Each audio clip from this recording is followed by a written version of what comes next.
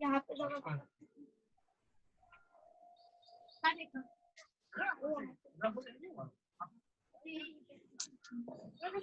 आपको डाउनलोड कीजिए और दुनिया की हर खबर से वापस रहिए। क्या टीवी चल रही है बेटा? अब वो भूख लेना तो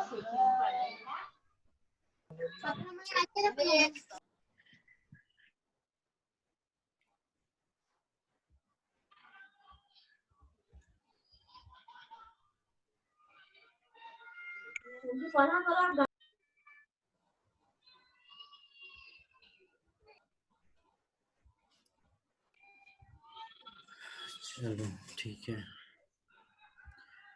ये एक और बच्चा कौन है? ये इसका मोबाइल का ही नाम आ रहा है,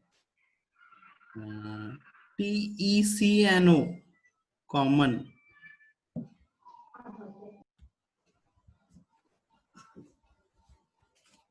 बेटा अपने मोबाइल के अगर नाम कर लोगे तो ज्यादा अच्छा रहेगा, पता चल जाएगा कौन है कौन नहीं है, पता ही नहीं चलता है कौन है।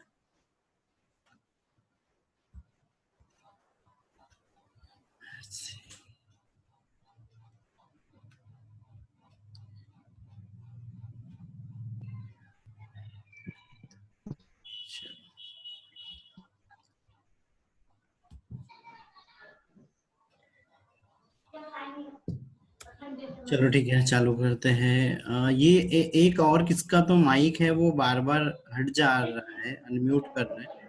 अगर ऐसा करेंगे तो मैं इधर से रिमूव कर दूंगा। फिर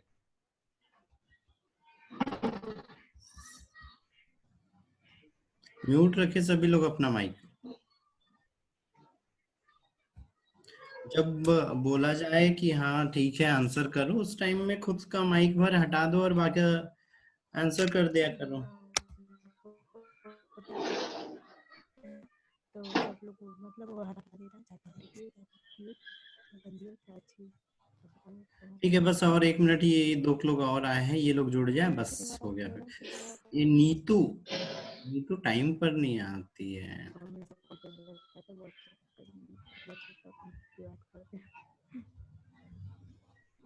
चलो ठीक है, काफी लोग हो गए।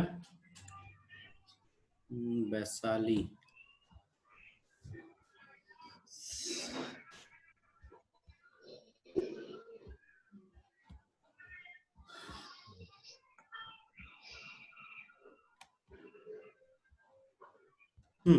ठीक है। वो वाले चैप्टर से लगभग उतनी चीजें थी। ड्रग्स वाला बच जाता है, तो ड्रग्स वाले की ये दरअसल स्लाइड वगैरह कुछ अभी बनाई नहीं है, इसलिए ड्रग्स वाला पोर्शन उसका बाद में देखेंगे, है ना। नया चैप्टर है अब यहाँ पे, इकोलॉजी, है ना। तो इकोलॉजी वाला जो चैप्टर है या जो यूनिट है, इसमें 3 चैप्टर आते हैं ना। और एक पॉल्यूशन आता है, बायो कंजर्वेशन आता है, उसके बाद पॉपुलेशन एंड ऑर्गेनाइजेशन आता है। तो इन तीनों चैप्टर से समथिंग यहाँ पे 15 से 18 क्वेश्चन पूछे हैं पिछले 2 सालों में, है ना। 15 से 18 क्वेश्चन, तो ये पढ़ने में बहुत इजी चैप्टर है, बहुत छोटा सा चैप्टर है, लेकिन बहुत ज्यादा क्वेश्चन पूछता है। तो यहाँ के भी पॉइंट्स थोड़े से ज्यादा नोट करते हुए चलना है, उन पे ध्यान देते हुए चलना है ना। ठीक है, ये अगर 12th के हिसाब से देख रहे हैं तो ये 13 चैप्टर है, जीव और समष्टि, है ना, ऑर्गेनिज्म एंड पॉपुलेशन। ठीक है, तो सबसे पहले वर्ड हमको यहाँ पे याद रखना पड़ेगा, ओकोलॉजी, है ना। इसी को क्या बोल रहे हैं? इकोलॉजी। ओकोस का अर्थ याद रखना है या हाउस। अच्छा, कोई यहाँ पे ये बता पाएगा, ये जितने भी हम यहाँ पे बायो में ऐसे वर्ड पढ़ते हैं लॉजी वगैरह वाले, वो वर्ड किस मतलब किस लैंग्वेज से लिए गए हैं? इसके ऊपर भी एक क्वेश्चन बनता है, किस लैंग्वेज से लिए गए हैं। लैटिन। और लैटिन को कौन सी लैंग्वेज बोलते हैं?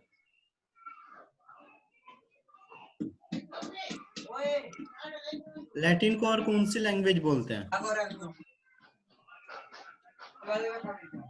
मृत भाषा, डेड लैंग्वेज, क्योंकि उसमें अब कोई नया परिवर्तन नहीं हो रहा, कम यूज में आ रही है वो, इसीलिए उसको डेड लैंग्वेज बोलते हैं। और जैसे हिंदी हो गई, इंग्लिश हो गई, ये सब क्या है, लाइव लैंग्वेज है, मतलब इनमें नए वर्ड आते रहते हैं टाइम के अनुसार, इनमें नई चीजें जुड़ते रहती है। लेकिन जो लैटिन भाषा है, जो ग्रीक भाषा है, उसमें कोई नए वर्ड वगैरह नहीं आ रहे हैं, नई चीजें नहीं जुड़ रही है, इसीलिए उसको क्या बोलते हैं, डेड भाषा। और लैटिन और संस्कृत दोनों की क्या है, डेड लैंग्वेज है। ठीक है, ठीक है। अब ब्रांच, यहाँ पे ब्रांच इकोलॉजी, इकोलॉजी का मतलब ये हो रहा है कि हमारा जो पर्यावास वगैरह है उसका अध्ययन करना, उसमें क्या चीजें हैं, क्या फैक्टर्स है, उन सारी चीजों को देखना है ना। यहाँ पे फिर बेटा ये माइक बंद करो, कौन है ये, TECNO कॉमन, इसको मैं बार बार बेटा म्यूट कर रहा हूँ, तुम अनम्यूट कर ले रहे हो।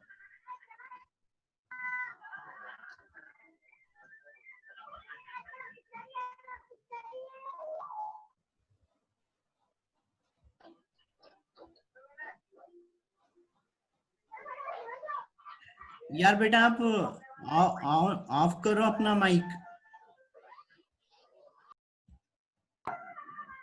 अरे यार,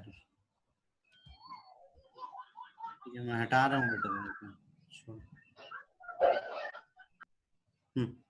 ठीक है, ठीक है, आगे बढ़ते हैं। ब्रांच ऑफ इकोलॉजी, क्या क्या ब्रांच हो रही है, तो सबसे पहले क्या है यहाँ पे, ऑटो ऑटो इकोलॉजी है ना, मतलब क्या हो रहा है, स्व पारिस्थितिकी या प्रजातीय पारिस्थितिकी। ठीक है, अच्छा ये हिंदी इंग्लिश वाला अगर कहीं पे मैटर आता है और किसी को कोई चीज समझ नहीं आती है तो वो मैसेज में जरूर बता दे कि क्या दिक्कत है ना।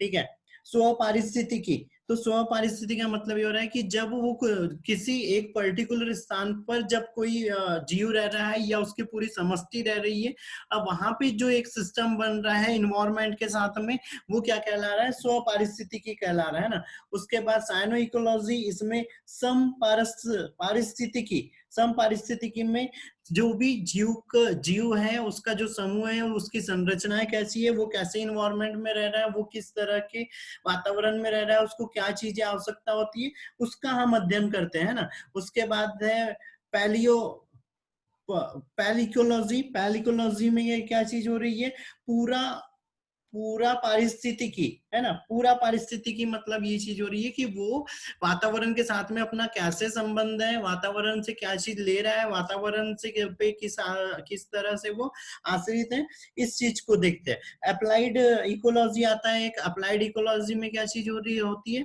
यहाँ पे नहीं लिखा है। अप्लाइड इकोलॉजी में होता है कि हम व्यवहारिक पारिस्थितिकी की, वातावरण के साथ उसका व्यवहार कैसा है, दूसरी समष्टियों के साथ उसका व्यवहार कैसा है, ये चीज देखते हैं ना। फिर उसके बाद है सिस्टम्स इकोलॉजी, सिस्टम्स इकोलॉजी में ये चीज हो रही है कि जो पारिस्थितिक तंत्र है उसमें अलग अलग तरह के तंत्र है, जैसे जल तंत्र है, वायु तंत्र है, स्थल तंत्र है, पादप तंत्र है ना, जंतु तंत्र है, परजीवी तंत्र है। तो इस तरह के तंत्रों का अध्ययन करते हैं, देखते हैं कि कौन सा तंत्र किस पर आधारित है और किस पे क्या असर डाल रहा है ना। उसके बाद है जीन इकोलॉजी, जीन इकोलॉजी में जो अनुवांशिक संगठन है, कोई भी पारिस्थितिक तंत्र या जो भी समष्टि है या समष्टि का जो पूरा जीव समूह है, उसका जीन का संगठन कैसा है, कोई जीन कैसे चेंज हो रहा है या पारिस्थितिक तंत्र में आके या पर्यावरण में आके, इन सारी चीजों का अध्ययन करते हैं। और इसी के अंदर में क्या आता है, अनुकूलन आता है। हमने अनुकूलन देखा है, अनुकूलन कब होता है, जब जनन कोशिकाओं में कोई परिवर्तन आता है, तब कोई जीव अनुकूलित होता है और या उसमें कोई चेंजेस आते हैं और हमको नए लक्षण देखने को मिल जाते हैं। और वो जब एक पीढ़ी से दूसरी पीढ़ी में जाता है तो हमको एक नई जाति दिखती है एक लंबे समय बाद।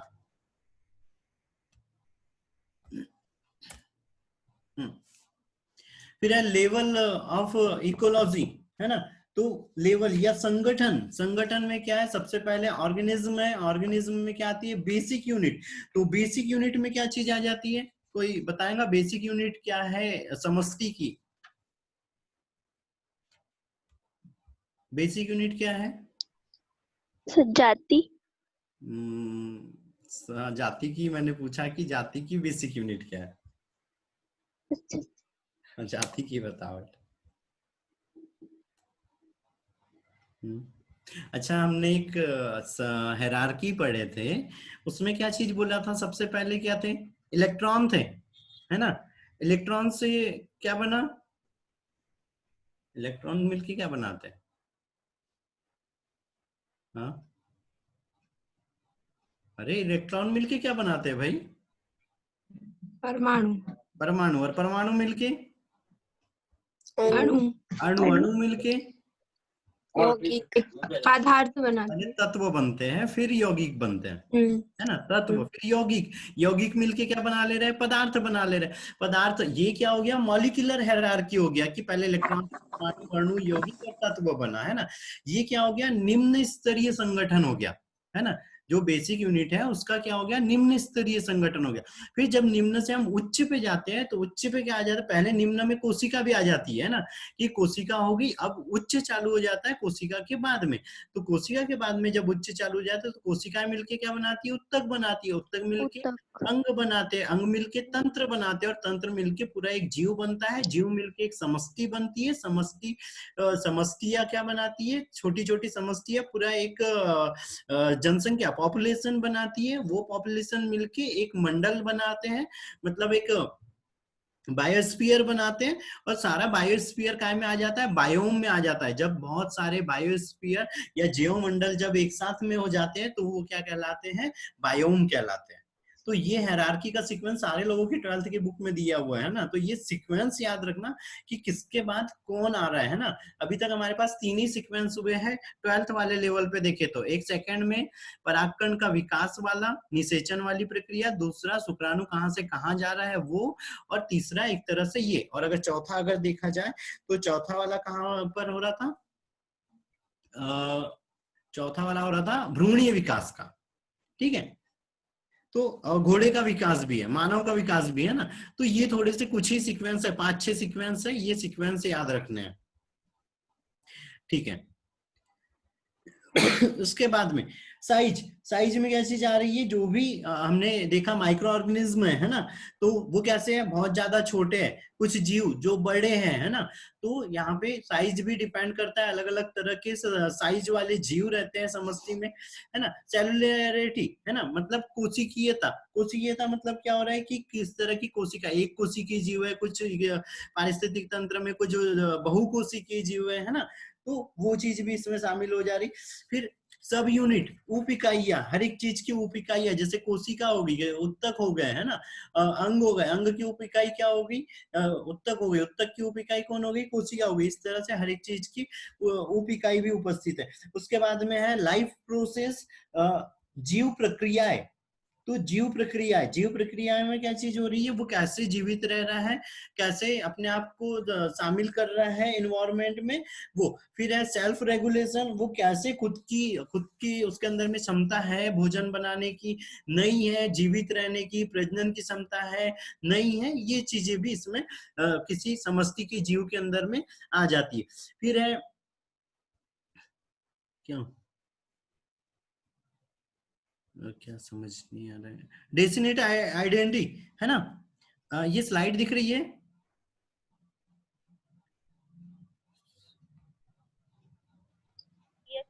Yes sir.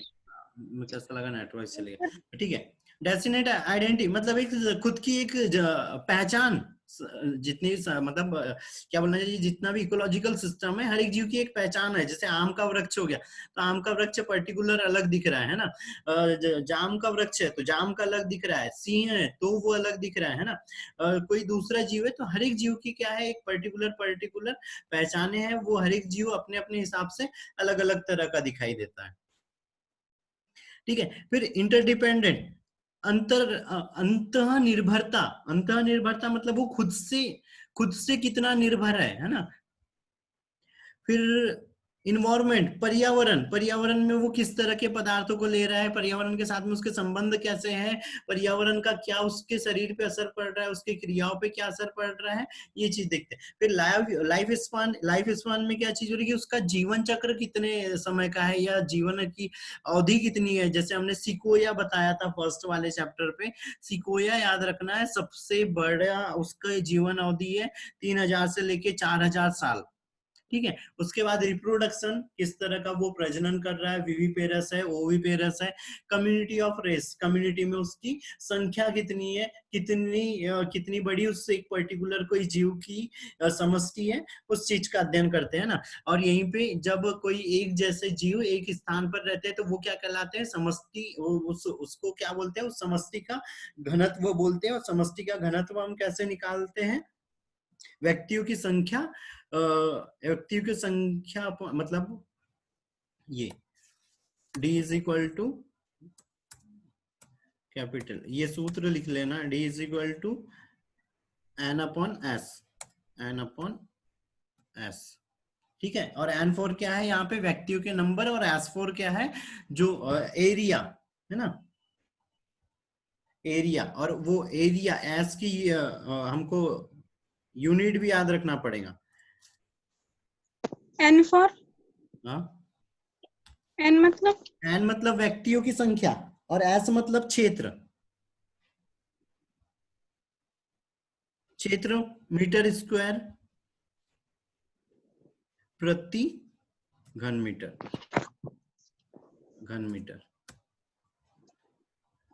है ना, ये S की यूनिट रहेंगी।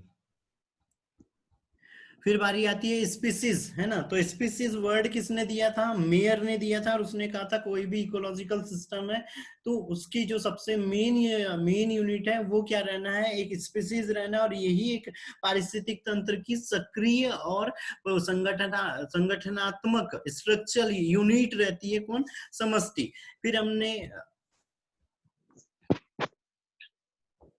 समष्टि के लिए तो ये याद रखना है, मेयर ने वर्ड दिया था, है ना, ठीक है। उसके बाद आती है स्पीसीज में क्या चीज आ रही है, सेक्सुअल डाइमॉर्फिज्म मतलब लैंगिक द्विरूपता, है ना। कोई भी अगर जाति है तो उसमें लैंगिक द्विरूपता पाई जाती है। लैंगिक द्विरूपता मतलब, सर मुझे समष्टि समझ में नहीं आया, समष्टि क्या होता है? समष्टि का मतलब ये हो रहा है कि एक जैसे एक निश्चित स्थान पे कुल रहने वाली जीवों की संख्या, या कुल एक निश्चित स्थान पर रहने वाले जीवों को समष्टि बोलते हैं। जैसे हमारा घर हो गया, हम घर में 5 मेंबर है, तो ये हमारी एक समष्टि हो गई, ठीक है। लेकिन है कैसे, घर में सब अलग अलग है ना, मेल है, फीमेल है, बड़े हैं, यंग है, ओल्ड एज वाले हैं, सब अलग अलग है। लेकिन जो टोटल हो गया वो कैसे, फैमिली कहला रहा है। तो वैसी समष्टि क्या कह रही है, एक निश्चित स्थान पे रहने वाले जो जीव हैं उनको एक साथ में समष्टि बोलते हैं, ठीक है। Okay sir. ठीक है। उसके बाद है स्पीसीज। तो स्पीसीज में क्या रहती है, सेक्सुअल डाइमॉर्फिज्म रहता है, मतलब लैंगिक द्विरूपता रहती है। लैंगिक द्विरूपता मतलब दो तरह के जीव हो सकते हैं उसमें, कि एक मेल हो सकता है और एक फीमेल हो सकता है। पॉलीमॉर्फिज्म अब बताओ क्या होगा।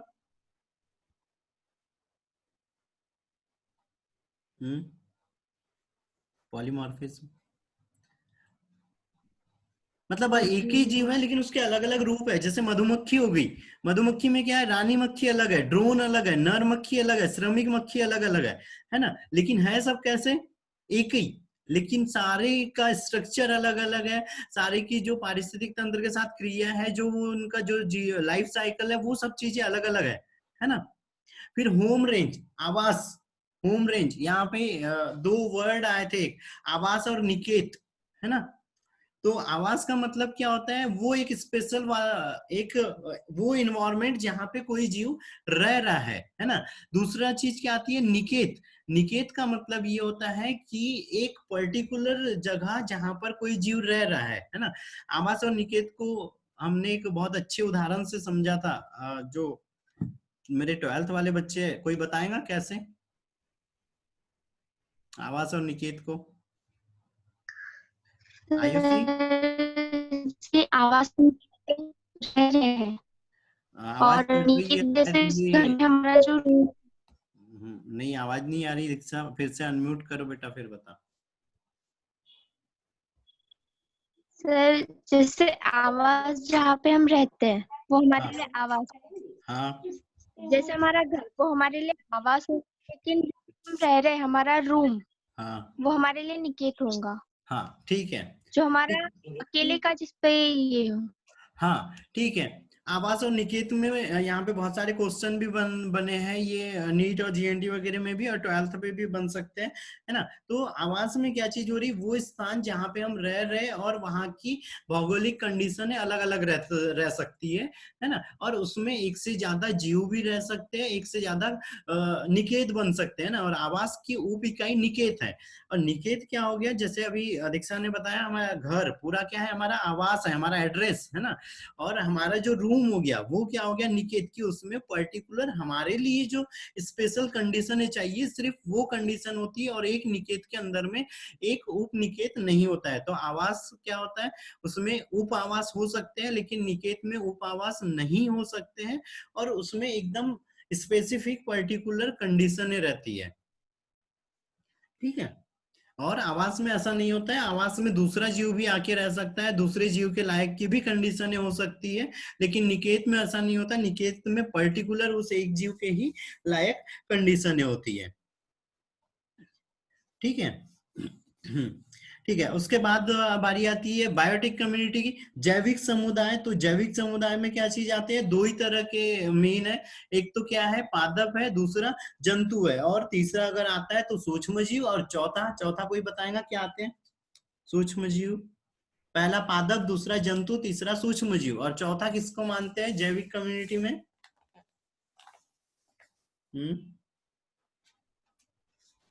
अपघटक, डिकम्पोजर, उनको अलग ही रखा जाता है सूक्ष्म जीव वगैरह सारे से, है ना। तो चार चार समुदाय रहते हैं, पादप रहता है, जंतु रहता है, सूक्ष्म जीव रहते हैं और डिकम्पोजर रहता है। फिर पांचवा है इकोसिस्टम। इकोसिस्टम में बताया वो एक भौगोलिक क्षेत्र जहाँ पे जैविक और अजैविक दोनों तरह के संगठन रहते हैं। जैविक और अजैविक मतलब जैविक और अजैविक दोनों तरह के संगठन है, दोनों तरह के कारक है। अजैविक कारकों के नाम बता सकते हैं कोई?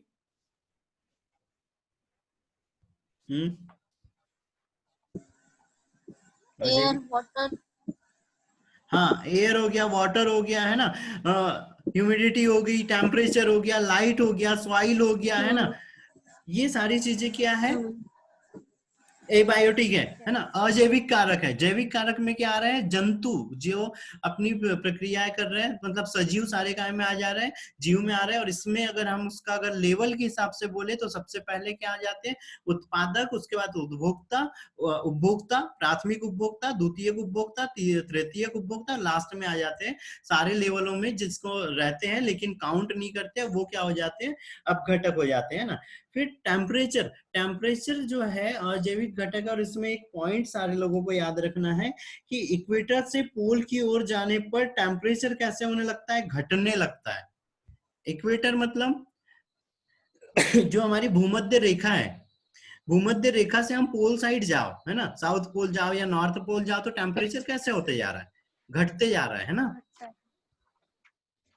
तो ये चीज याद रखना है ना, इक्वेटर से पोल की ओर जाने पे जो टेम्परेचर है वो घटते जाता है ना।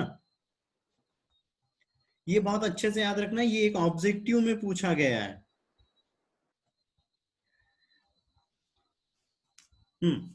ठीक है। फिर अगली चीज आती है यहाँ पे बायोम। बायोम अभी बताया था कि बहुत सारे जो पारितंत्र है, छोटे छोटे पारितंत्र मिलके क्या बना ले रहे थे, एक बायोम बना ले रहे थे। और फिर है बायोस्फीयर। बायोस्फीयर क्या था, जैवमंडल जिसमें सारी तरह की जीवित चीजें उपस्थित होती है, वो क्या कहलाता है यहाँ पे, जैवमंडल कहलाता है ना। फिर पानी का यूज सबको पता है, अगर हम अजैविक कारकों की बात करें तो पानी का यूज सबको पता है, लाइट का पता है ना, टेम्परेचर का पता है, मिट्टी का पता है। ये जनरल चीजें हैं, इसके बारे में थोड़ा थोड़ा खुद से देखना है ना।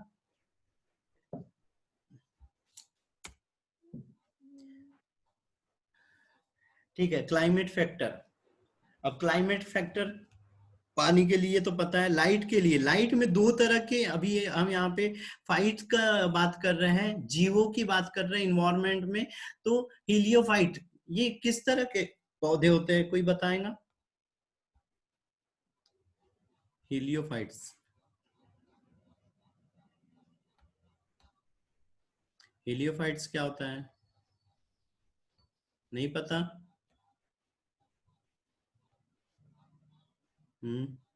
दलदली पौधे। वो हेलो होता है, हेलो यहाँ हीली वो है। सर वो छायोद्भिद और हाँ, आच्छादित पौधे वो मतलब जिसको ज्यादा लाइट की आवश्यकता नहीं है, छाया में रहते हैं। अरे गड़बड़ कर दिया ना। हिलियोफाइट मतलब जो जिनको ज्यादा टेम्परेचर चाहिए, जैसे कैक्टस हो गया, बबूल हो गया, नीलगिरी हो गया, है ना, यूकेलिप्टस हो गया, ये बारूदीद पौधे। हाँ, और सियोफाइट मतलब छायोद्भिद पौधे। और वो कौन से हैं? उसका हिंदी क्या था? हिलियोफाइट का प्रकाश प्रिय पौधे, प्रकाशीय पौधे भी बोल सकते हैं। और सियोफाइट्स मतलब छायोद्भिद पौधे, जिनको ज्यादा लाइट नहीं चाहिए, छांव में रहते हैं और अपनी वृद्धि कर लेते हैं, है ना, वो वाले। फिर टेम्परेचर के हिसाब से भी यहाँ पे कुछ जीव हैं, तो इस आधार पे भी, टेम्परेचर के आधार पे भी याद रखना है पौधों के लिए, है ना। तो सबसे पहले क्या है? मेगाथर्मस। मेगाथर्मस ये अभी हम किसकी बात कर रहे हैं? पौधों के लिए बात कर रहे हैं, है ना।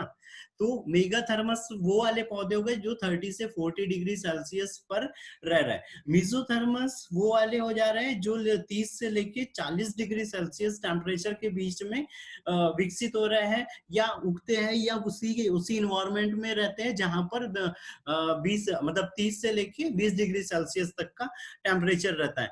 माइक्रोथर्मस मतलब 10 से 20 डिग्री, और हेलिस्टिकोथर्मस मतलब 0 से 10, है ना। इसका हिंदी है मेगाथर्मस का महातापी। महातापी या जलवायवीय, या इसी को बोलते हैं उष्णकटिबंधीय। उष्णकटिबंधीय, है ना। फिर दूसरा मीजोथर्मस, इसका है मध्यतापी। मध्यतापी।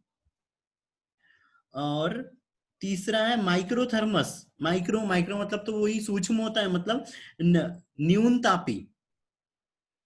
और लास्ट आता है हिकिस्टोथर्मस, इसमें महान्यून तापी। ठीक है, ठीक है। उसके बाद है क्रायोफाइट्स। क्रायोफाइट्स का मतलब ये हो रहा है कि 0 डिग्री सेल्सियस से भी जो नीचे का टेम्परेचर है, वहां पर जो पौधे रह रहे हैं वो कहलाते हैं क्रायोफाइट्स। मतलब जो न्यून तापी है उसे महान्यून तापी। महान्यून तापी। ठीक है, ठीक है। उसके बाद है वायु, विंड। तो हवा, पता ही है कि क्या, जो भी प्रकाश संश्लेषण हो गया, फोटोसिंथेसिस हो गया, उसके लिए ये मदद करता है।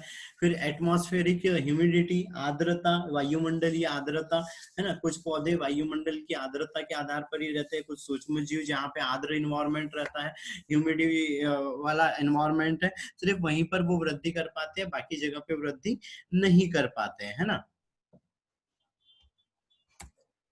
ये जो टेम्परेचर की रेंज है ये याद रखना है ना।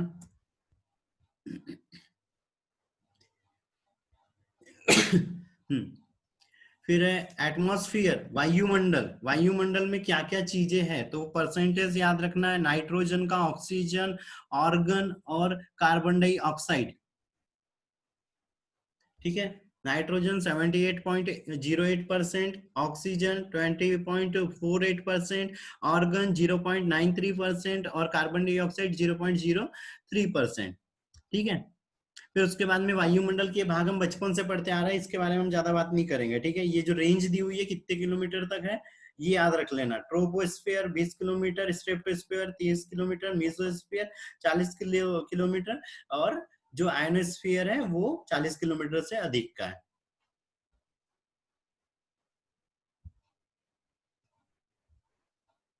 ठीक है, ठीक है। उसके बाद है फायर, आग। आग के प्रकार। आग भी कैसी होती है? सरफेस, जो ऊपरी सतह पे लग रही, ग्राउंड जो नीचे तक लग जा रही, ग्राउंड जो ऊपर से लेके नीचे तक लग रही है, वो वाली आग, है ना। जैसे अगर एक कोई बड़ा सा पेड़ है और वो जल रहा है तो उस पे कैसे ताज के जैसा बन जाएगा, ऐसा सी या उल्टा यू आकार का या एन आकार का बन जाएगा, उस तरह की आग। और ये आग कहाँ पे लगती है? अधिकतर जंगल में, है ना। और जो सरफेस वाली रहती है वो भी कहाँ रहती है? जंगल में, लेकिन नीचे साइड जो पत्तियां वगैरह जल रही, छोटी झाड़ियां वगैरह जल रही है, वो।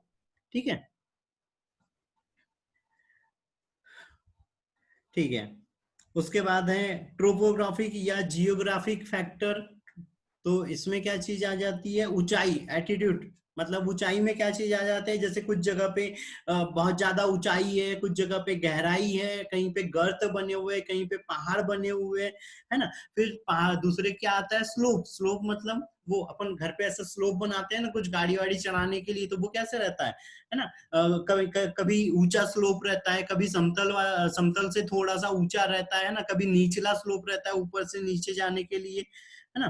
तो वो हो गया स्लोप। फिर यहीं पे क्या चीज आ जाती है, दूसरी पर्वत श्रृंखलाएं आ जाती है ना।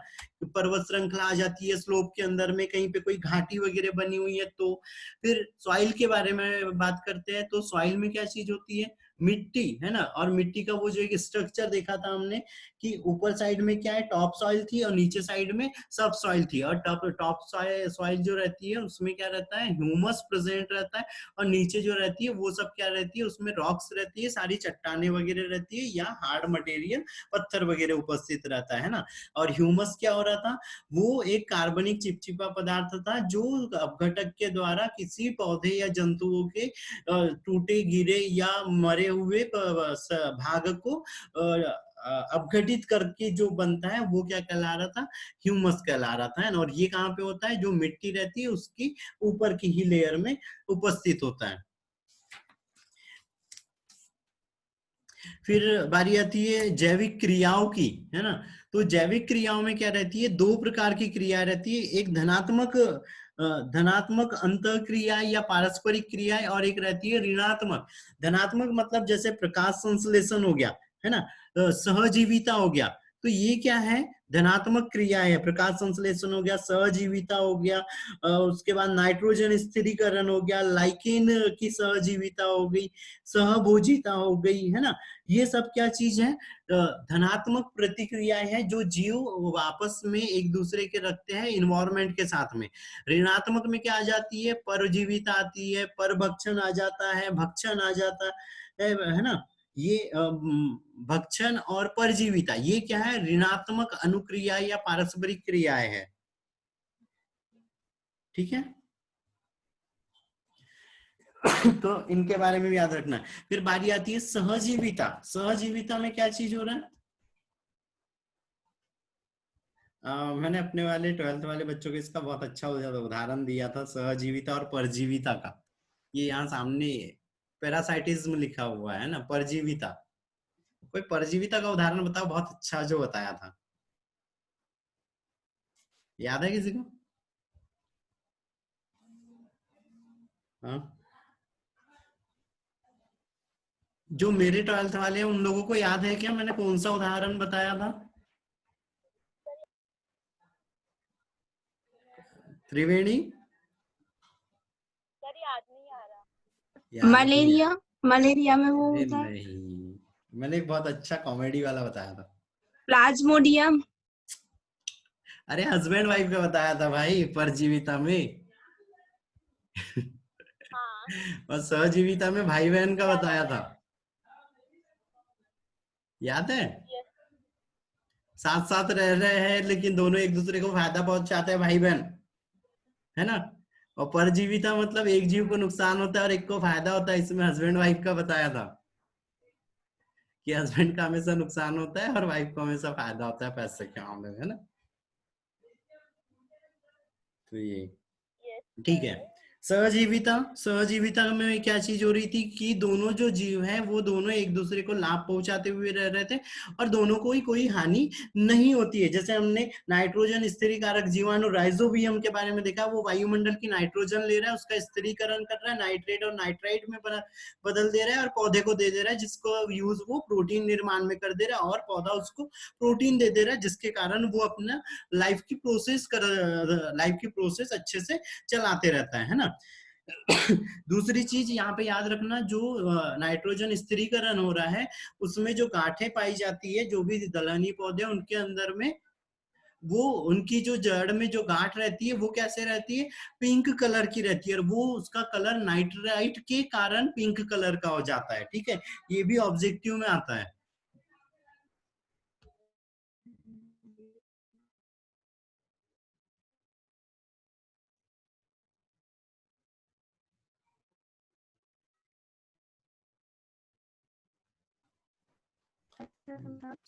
हाँ ठीक है। उसके बाद कवक, कवकों के बीच में संबंध देखा था, है ना। शैवाल और कवक के बीच में, शैवाल और कवक के बीच का एक सहजीवी संबंध का नाम बताओ। Lichen, mycorrhiza. क्या? कोराइजा। सर माइकोराइजा के बीच का काय का? शैवाल और कवक के बीच लाइकेन। हाँ, शैवाल और कवक के बीच लाइकेन का रहता है ना, और कवक मूल के बीच में भी संबंध रहते हैं। और ये जो कवक और शैवाल के बीच में जो संबंध हो रहा है तो वो दो तरह के रहता है। एक रहता है एक्टोट्रॉपिक और एक रहता है एंडोट्रॉपिक, है ना। अब यहाँ पे याद रखना, एक्टो और एंडो वर्ड बहुत बार यूज आएंगे, तो जहाँ पे भी एक्टो वर्ड आएगा मतलब समझ लेना कि वो बाहर में स्थित है या बाहर की चीज है। एंडो है मतलब क्या चीज हो रहा है कि वो चीज अंदर साइड में। तो जैसे यहाँ कवक मूल है ना, या कवक के दूसरे के साथ में, शैवाल के साथ में जैसे जो संबंध है, तो वो कैसे हो रहा है, यहाँ पे एक्टोट्रॉपिक है। एक्टोट्रॉपिक मतलब बाहर की ओर से वो जुड़े हुए, अंदर में नहीं है ना। एंडोट्रॉपिक में जैसे ऑर्किड आ जाता है ना, तो ऑर्किड के जो ऑर्किड के ऊपर जो कवक की जो जड़ें रहती है वो कैसे चले जाती है, अंदर जाती है और फिर उससे अवशोषण करती है, उससे भोजन वगैरह का, है ना। और ऑर्किड की क्या है, सहजीविता है किसके साथ में, आम के पौधे के साथ में, ठीक है। लेकिन कवक की जो सहजीविता है वो कैसी है, एंडोट्रॉपिक है। और जो ऑर्किड के आम के ऊपर है वो कैसी है, एक्टोट्रॉपिक है, बाहर की ओर रह रहा वो, है ना। तो ये चीज याद रखना है, ठीक है। फिर परजीविता वाला कल देखेंगे, आवाज नहीं आ 1.5 रही। मिनट बचा हुआ है ना। किसी को कोई डाउट है तो बोल दो। हाँ, किसी को डाउट है?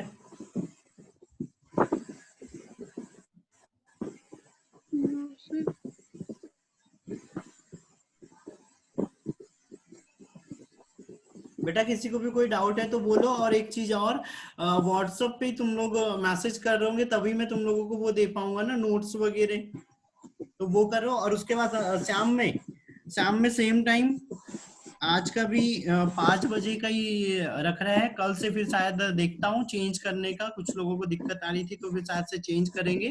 तो कल वाला टाइम रखेंगे शायद 4 से 5, या तो फिर अभी डिसाइड नहीं है कि क्या, है ना। 4 से 5 रख सकते हैं, है ना, या तो फिर 6 से 7, 5 से 6 में थोड़ी सी दिक्कत है ना। बाकी ठीक है, मॉर्निंग टाइम वही रहेगा 10 बजे, सब लोग टाइम पे आएंगे। 2 मिनट पहले स्टार्ट करूंगा सिर्फ, शाम में भी सिर्फ 1 ही मिनट वेट करेंगे, इससे ज्यादा वेट नहीं करेंगे यार बेटा, है ना, क्योंकि 2 मिनट पहले स्टार्ट करते हैं। तो सभी लोग टाइम पे आओ, ठीक है। आराम करो और ये पॉइंट्स एक बार रिपीट कर लेना अपनी एनसीईआरटी बुक से, ठीक है। ठीक है, सभी को bye, good day. Bye. Bye.